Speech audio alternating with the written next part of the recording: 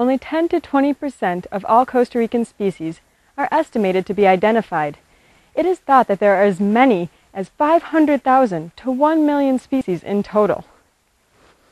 Of the species currently identified, 850 are birds alone, or about 1/10 of all the known bird species in the entire world.